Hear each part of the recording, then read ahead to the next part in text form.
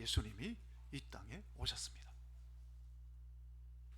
예수님께서 우리를 구원하시기 위해서 어떤 모습으로 오셨는가 하면 우리와 똑같은 육체를 입고 하나님이신 그 예수님께서 친히 육신을 입고 이 땅에, 그것도 아기로 태어나셨습니다.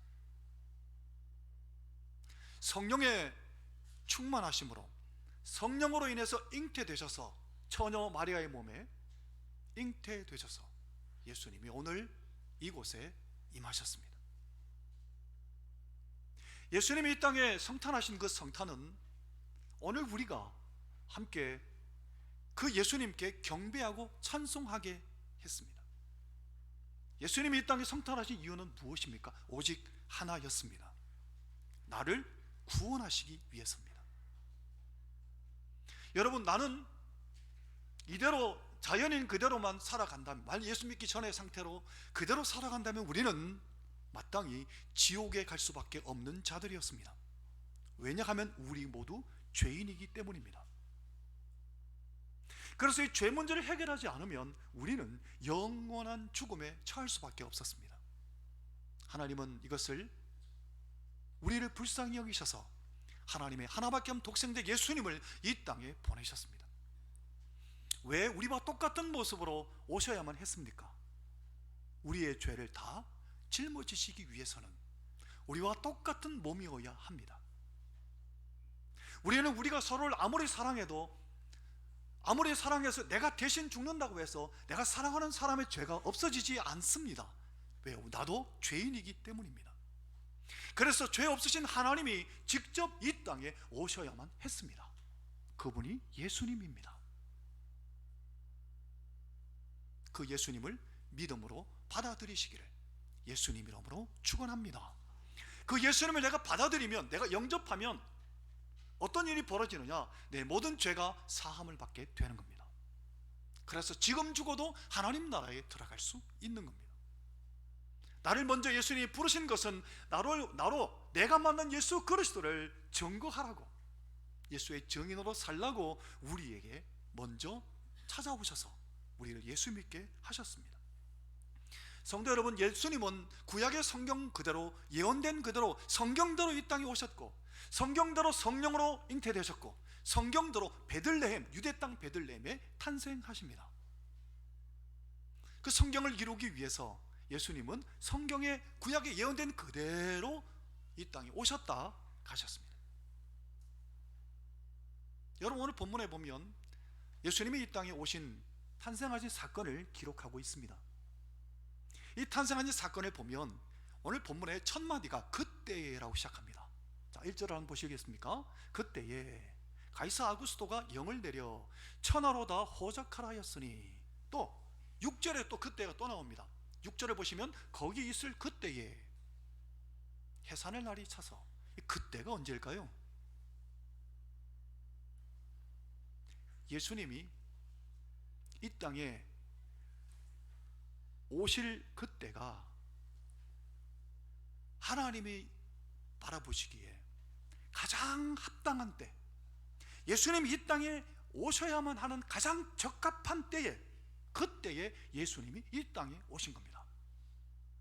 이것을 갈라디아서에 이렇게 바울이 이야기합니다. 갈라디아 4장 4절과 5절에 보면 같이 한번 읽어볼까요? 때가 참에, 시작. 때가 참에 하나님이 그 아들을 보내사 여자에게 나게 하시고, 율법 아래에 나게 하신 것은 율법 아래에 있는 자들을 속량하시고 우리로 아들의 명분을 얻게 하려 하심이라. 아멘. 때가 참에, 그때에 예수님이 이 땅에 오신 겁니다. 예수님이 이때 오신 것은 우리를 속량하셔서, 우리의 죄를 대신 값을 지불하셔서 우리로 하나님의 자녀의 명분을 얻게 하기 위함이라, 이렇게 얘기한 겁니다. 그때가 바로 오늘입니다. 여러분, 혹시 이단들이나 또는 기독교를 흔드는, 근간을 흔들어 놓는 사람들 가운데서 이런 질문을 들어본 적 있지요? 성탄절 12월 25일 아니야, 얘기 들어보셨죠? 맞습니다. 아닙니다. 12월 25일로 정한 것은 예수님이 직접 이 땅에 오신 그때에 몇 월 며칠에 이 땅에 오셨는지 아무도 모릅니다. 그래서 예수님이 이 땅에 오신 날을 언제로 기념할까 해서 날짜를 잡은 게 12월 25일입니다. 학자들이 또 찾아서 성경적으로 연구해 보니까 실제적으로 예수님이 오신 날은 아마도 나팔절 절기와 대속죄일 사이가 아니었을까라고 봅니다. 우리나라 달력으로 치면 10월 초쯤으로 예상합니다. 그런데 왜 12월 25일에 지키느냐? 그 당시라고 하면 이 성탄절을 절기를 정했던 3세기 4세기 경에 기독교인들이 함께 모였습니다. 우리가 언제를 성탄절로 정할까? 그 당시에 이 이방을 섬기던 다신교 가운데서 태양절을 섬기고 뭐 하여튼 이 이방 사람들이 섬기는 절기 가운데 12월 25일이 가장 많았습니다. 그날을 차라리 성탄절 우리가 정하자. 그래서 성탄절로 정한 겁니다. 이단들이 그날 아닌데 왜 그날 예배 드리노? 그날 성탄절을 가노? 거기 흔들리지 마십시오. 아닌 거 맞습니다. 자, 그런데 예수님이 그때 이 땅에 오셨습니다. 자, 예수님이 오셨는데 하나님이 어떻게 무엇을 준비하셨는가 오늘 본문에 보면 자세하게 묘사하고 있습니다. 하나님은 하나님의 정하신 그 때가 되었을 때, 예수님이 이 땅에 오실 가장 적합한 때에 하나님은 세 가지를 준비하셨다고 오늘 본문에 보여주고 있습니다. 조금 전에 읽었던 1절을 다시 한번 보시면 1절에 보시면 가이사 아구스토라는 명칭이 나옵니다. 그 당시에 황제 이름을, 로마 황제 이름을 가이사 시저라고 불렀습니다. 가이사 아구스토의 정확한 명칭은 가이우스 옥타비우스입니다. 가이우스 옥타비우스에게 이 당시에 로마 원로원이 아구스토란 명칭을 줬습니다. 아구스토가 뭐냐면 위대한 자, 존귀한 자, 그런 뜻입니다. 그런데 이 로마 황제가 호정령을 내린 겁니다. 왜냐하면 세금을 거두려고. 그런데 호정령 내린 것 때문에 요셉이 고향으로 가게 되는 겁니다. 왜 고향으로 가게 될까요? 예수님은 유대 땅 베들레헴에 탄생하셔야만 하거든요. 구약에 예언된 그대로. 그래서 베들레헴으로 하나님은 요셉을 보내시기 위해서 누구를 동원하셨습니까? 로마 황제를 동원하신 겁니다. 자, 뿐만 아니라 2절을 보실까요? 같이 한번 읽어보겠습니다. 이 호적은, 시작, 이 호적은 구레뇨가 수리아 총독이 되었을 때 처음 한 것이라. 수리아 총독, 그러니까 시리아, 오늘날 시리아 있지 않습니까? 그 시리아의 수리아로, 당시엔 수리아라고 불렀는데 이 시리아의 총독이 호정령을 내린 겁니다. 하나님은 유대 땅 베들레헴에 예수님을 보내시기 위해서 누구를 동원하셨습니까? 호정령을 내리도록 황제를 동원하고 또 총독을 동원하신 겁니다. 그래서 베들레헴에 탄생하시도록 하나님은 하신 겁니다. 호적 신고하려면 고향으로 가야 되니까 그걸 그렇게 호정령을 하나님이 황제를 동원하셔서 호정령을 내리신 겁니다. 또 하나님 뭘 준비하셨는가 하면 오늘 본문에 그 이야기가 나옵니다. 요셉과 마리아로 하여금 정혼하게 하십니다. 여러분, 요셉이 만약에요 마리아와 정혼한 상태가 아니었다면 혼자 갔을 겁니다. 베들레헴에. 그럼 예수님이 베들레헴에서 탄생할 수 없습니다. 어디서 태어났을까요? 나사렛에서 태어났겠죠. 그런데 베들레헴에 탄생해야만 하니까 성경대로. 그래서 하나님은 요셉과 정혼하게 하신 겁니다. 그리고 나서 천사를 보내어서 마리아여 네가 아들을 낳으리니 성령이 전능하신 하나님의 능력이 너를 덮으셔서 내가 잉태하게 될 텐데 아들을 낳으리니 이름을 예수라 하라 라는 얘기를 듣게 하십니다. 또 요셉에게도 나타나셔서 걱정하지 마라, 성령으로 잉태된 것이다, 가만히 끊으려 하지 마라, 천사가 와서 알려줬죠. 그래서 요셉이, 여러분, 호정령 하러 저기 나사렛에서 베들레헴까지 거의 한 3일 길을 걸어가야 합니다. 그런데 왜 구태여 산모였던 마리아를 데리고 갔을까요? 그냥 놔두면 동네 사람들한테 소문만 무성해지고 조롱하고 박대를 당할 게 뻔하니까 데리고 함께 간 겁니다. 베들레헴까지. 하나님은 요셉과 마리아도 정혼하게 하심으로 예수님 베들레헴에 탄생할 수 있도록 준비하신 겁니다. 자, 오늘 본문에 이걸 증언합니다. 같이 읽어보겠습니다. 4절과 5절입니다. 요셉도, 시작, 요셉도 다윗의 집 족속이므로 갈릴리 나사렛 동네에서 유대를 향하여 그 약혼한 마리아와 함께 호적하러 올라가니 마리아가 이미 잉태하였더라. 이미 잉태해가 해가 해산할 날이 다가왔습니다.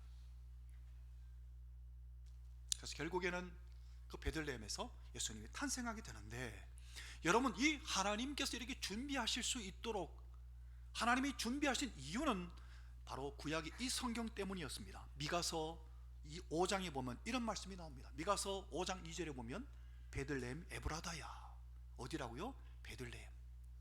베들레헴 에브라다에 너는 유다 족속 중에 작을지라도 이스라엘 다스릴 자가 네게서 내게로 나올 것이라. 그의 근본은 상고의 영혼에 있느니라. 어디서 탄생할 것을 예언하셨습니까? 베들레헴.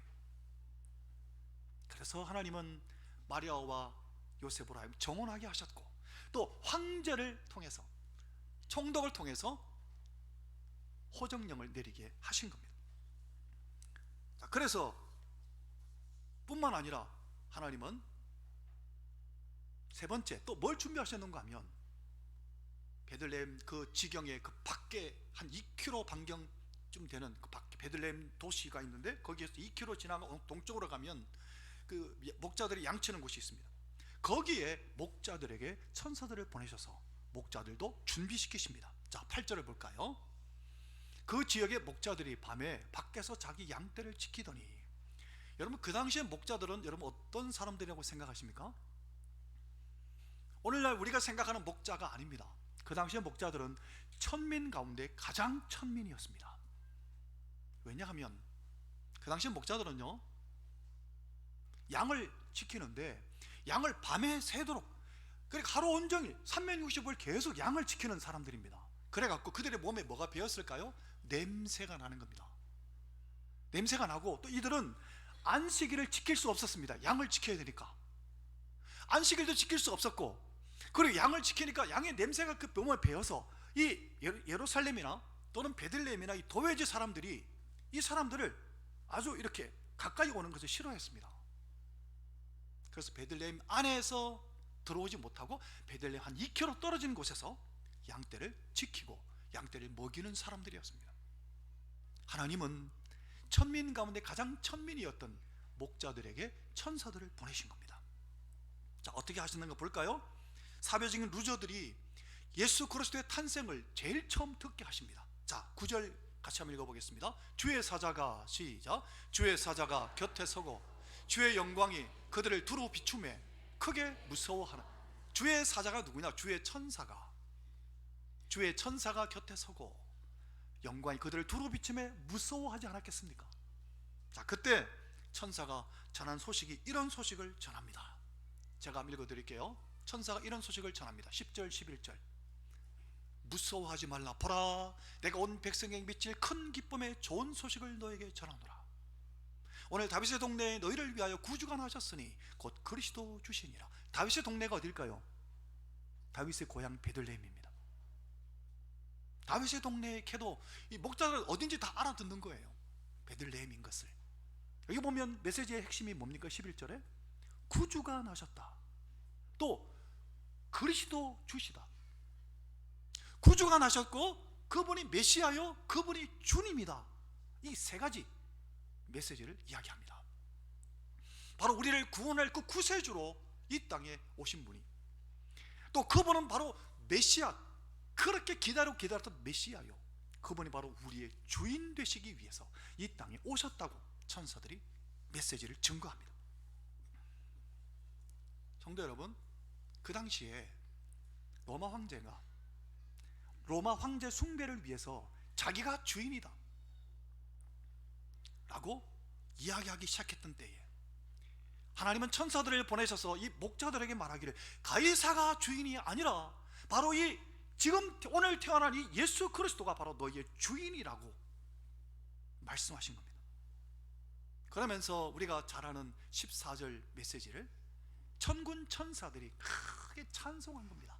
자, 이 찬송한 내용을 우리가 어제 오후 예배 때도 한번 봤지만 같이 한번 크게 읽어볼까요? 14절, 지극히, 시작, 지극히 높은 곳에서는 하나님께 영광이요 땅에서는 하나님이 기뻐하신 사람들 중에 평화로다 하니라. 아멘. 예수님이 오셨기에 하나님이 영광을 받을 수 있게 된 겁니다. 수없이 많은 사람들이 주께로, 하나님께로 돌아오게 된 겁니다. 뿐만 아니라 하나님이 기뻐하신 사람들에게 평화라 그랬는데, 여러분 당시에 로마 황제가 내세웠던 기치가 있습니다. 뭐냐면 팍스 로마나였습니다. 팍스 로마나, 로마의 평화. 로마 황제가 추구했던 게 로마 전역의 평화를 그는 선포하고 팍스 로마나를 선포하고 그렇게 다스리고 싶어 했습니다. 그런데 하나님은 천사들을 보내셔서 목자들을 통해서 증거하게 하시기를 뭐라고 말씀하셨습니까? 진짜 이 땅의 평화는 로마 황제를 통해서 오는 게 아니라 바로 이 예수 그리스도를 통해서 온다고, 이 메시지를 증거하게 하신 겁니다. 사랑하는 성도 여러분, 오늘날도 마찬가지입니다. 정치가들이 어떤 이념이나 신념이나 사상이 우리에게 평화를 가져오는 게 아닙니다.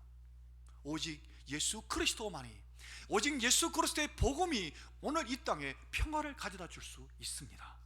예수 그리스도의 복음이 우리 한반도의 동서와 남북을 화해시키고 하나님께로 돌이킬 수 있습니다.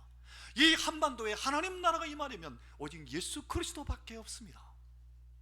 예수 그리스도께서 우리를 이 땅에 평화를 가지고 오신 겁니다. 사랑하는 여러분, 그 예수 그리스도를 내 마음에 영접하시기를 바랍니다. 하나님이 이렇게 준비하셨는데, 하나님 준비하신 그 목자들을 통해서 이 목자들은 최초의 성탄의 증인들이 되게 됩니다. 이 소식을 듣고 그들이 달려가서 예수님이 탄생하신 걸 보고 거기서 경배할 뿐만 아니라 천사들 했던 말을 다 그들에게 증거했다고 성경은 증언합니다. 자, 그러면 인생들은 뭘 준비했을까요? 하나님은 이렇게 철두철미하게 그때를 준비하셨습니다. 그런데 오늘 우리들은 뭘 준비했습니까? 인생들은 뭘 준비했을까요? 아무것도 준비하지 못했습니다. Nothing. 아무것도 준비하지 못했습니다. 심지어 예수님이 태어날 바로 그 장소까지도, 예수님이 태어날 방조차 없었습니다. 이 땅에는 준비된 것이 하나도 없었습니다. 한번 볼까요? 여러분, 이걸 보기 전에 한 가지 목자들 얘기를 하나 더 하고 그 다음 구절로 넘어갈게요. 여러분, 성지순례를 가게 되면, 다음 우리가 성지순례 갈 때 꼭 이곳을 방문하고 싶은데요, 베들레헴 시내에서 동쪽으로 2km 떨어진 지점에 베이트 사호르라는 곳이 있답니다. 베이트 사호르, 거기가 목자들의 들이랍니다.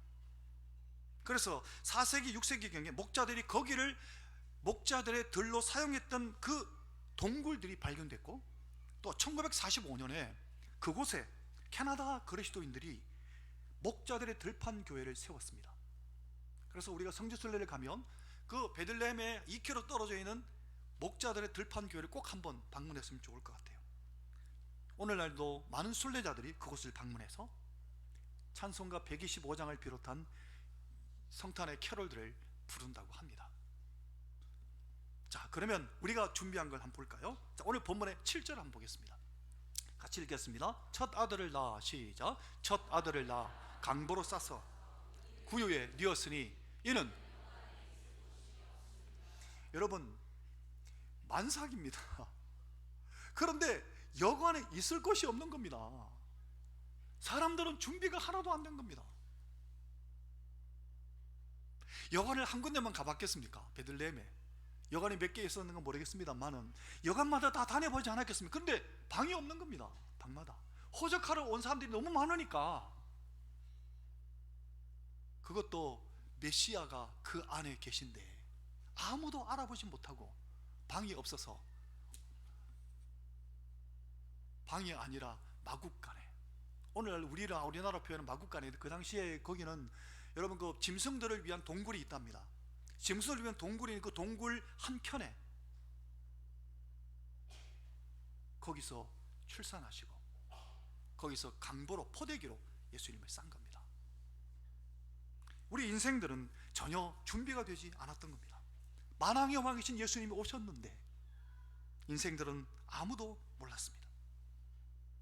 요한복음 1장에 보면 이것을 사도 요한이 이렇게 표현했습니다.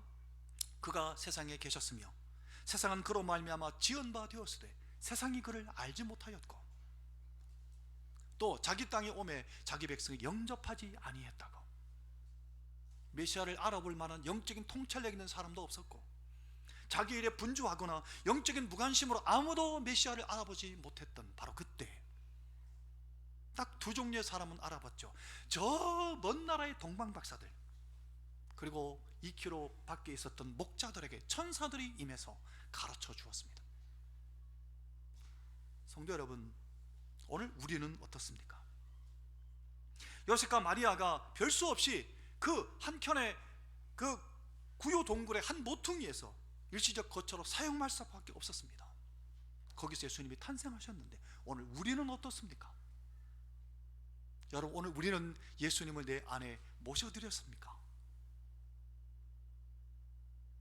요한계시록에 보면 예수님께서 오죽 답답하시면 이렇게 말씀하셨습니다.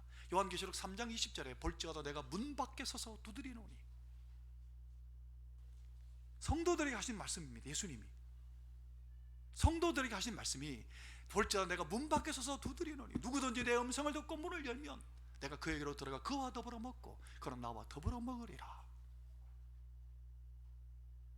그 앞에 이런 메시지를 하셨습니다. 네가 함께 읽어볼까요? 네가 17절, 계시록 3장 17절, 내가 말하기를, 시작, 내가 말하기를 나는 부자라 부요하여 부족한 것이 없다 하나 내 곤고한 것과 가련한 것과 가난한 것과 눈먼 것과 벌거벗은 것을 알지 못하는도다. 여러분, 우리는 이 세상에 눈에 보이는 것에 만족해서 내가 눈이 멀어 있는데도, 내가 벌거벗고 있는데도, 내가 죄로 가득 차 있는데도 내 자신이 어떠한 상태에 놓여 있는지 알아보지도 못하고 나는 부요하다, 나는 부족한 것이 없다라고 내 마음에 예수님이 안 계신데도 내 마음과 내 생각대로 그렇게 살고 있지 않습니까? 오늘 이곳에 성탄절 예배에 참여하고 있지만 정작 예수님의 이 성탄의 주인공이신 예수님이 내 안에 계신 게 아니라 내 밖에 계시지 않습니까?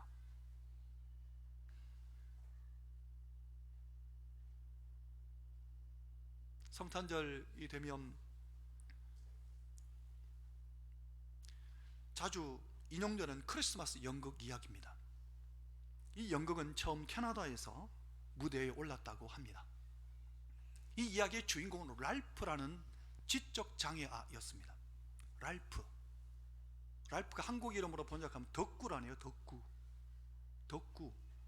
이 지적 장애아가, 이 아이가 연극에 너무 자기도 참여하고 싶은 거예요. 나도 좀 하게 해달라고, 연극하게 해달라고. 어제 우리 교회학교 아이들이 발표했지 않습니까? 그럼 발표를 하는데 자기도 참여하게 해달라고 지적 장애아가 계속 이야기한 겁니다. 그래서 할 수 없이 허락을 해줬습니다. 그런데 도대체 어떤 배역을 맡길지 고민스러운 거예요. 그러니까 연극을 앞에서 가르치는 선생님들이 고민하다가 이 덕구에게, 랄프에게 어떤 역할을 맡길 것인가 고민하다가 누군가 여관 주인을 맡기자 이래 됐습니다. 여관 주인은 방 없어요 말만 하면 되니까 여관 주인 역할을 맡기자 이래 된 겁니다. 그런데 한마디만 하면, 방 없어요 한마디만 하면 섭섭할 것 같아서 2번 말하게 한 겁니다. 방 없어요, 방 없어요. 그래가 이 랄프가 열심히 연습했습니다. 방 없어요, 방 없어요, 방 없어요. 계속 연습한 겁니다. 열심히 연습했습니다. 근데 실제로 연극을 딱 했는데 랄프가 그만 실수를 한 겁니다. 마리아와 요셉이 찾아와서 방 있습니까? 물어보니까 방 없어요, 씩씩하게 처음 대답은 잘했습니다. 그런데 요셉이 제 아내가 임신했는데 정말 방이 없습니까? 그러니까 이 랄프가 한참 눈물을 글썽이다가 원고에 없는 대답을 해버렸습니다. 방 있어요, 제 방에 오세요. 방 있어요, 제 방에 오세요. 저는 이 이야기, 이 대목에서 얼마나 가슴이 참 뭉클한지.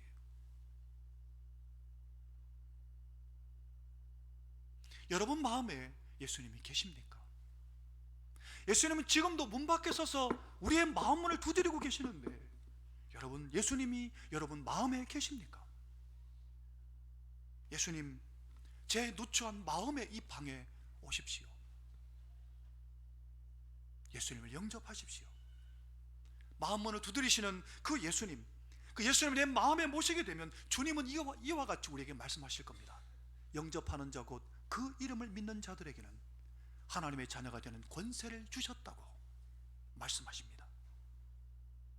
사랑하는 여러분, 예수님을, 성탄하신 예수님을 내 인생의 주인으로 내 마음에 모시기를 예수님 이름으로 축원합니다.